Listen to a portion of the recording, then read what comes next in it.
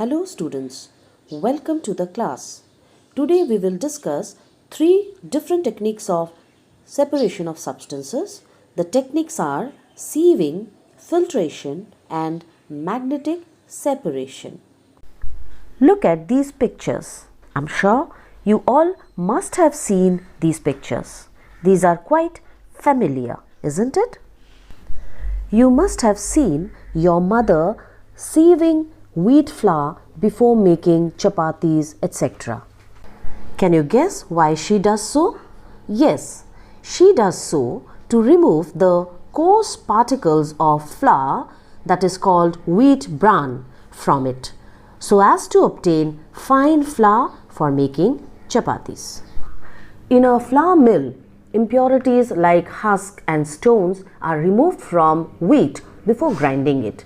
Usually, a bag full of wheat is poured on a sieve and the sieve is moved to and fro. This helps in removing pieces of stones, stalk and husk that may still remain with wheat after threshing and winnowing. So, this process of sieving is another method of separation of substances, and it is used to separate impurities of different volume or sizes. All impurities of smaller size fall down through the holes in the container.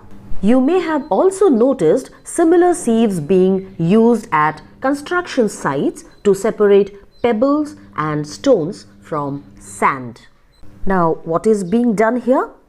Yes, here tea leaves are separated from liquid, that is tea, with a strainer. So what is this process called? This process is called straining because we are using a strainer. More specifically, we call this process filtration, which is used for separating a solid substance from a liquid by passing the mixture through a porous material such as a filter or a strainer. Children, you can also make your own filter using a piece of cloth or a filter paper. Fruits and vegetable juices are also filtered before drinking to separate the seeds and solid particles of pulp. The method of filtration is also used in the process of preparing cottage cheese, that is paneer, in our home. Once the paneer is made, it is separated by filtering the mixture through a fine cloth or a strainer. Children, what do you see in this picture? Yes, it is a magnet. You all must be very fond of playing with magnet, right? A magnet has a property of attracting certain special substances called the magnetic materials.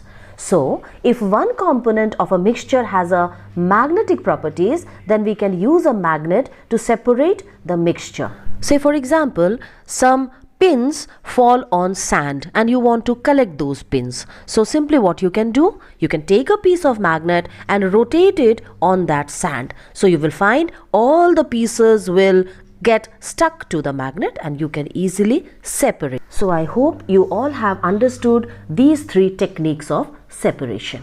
Here I have included a small practice session. Try to find the answers of these questions and note down. Until I come up with my next video, enjoy learning. Children, if you liked my video, kindly like, share and subscribe.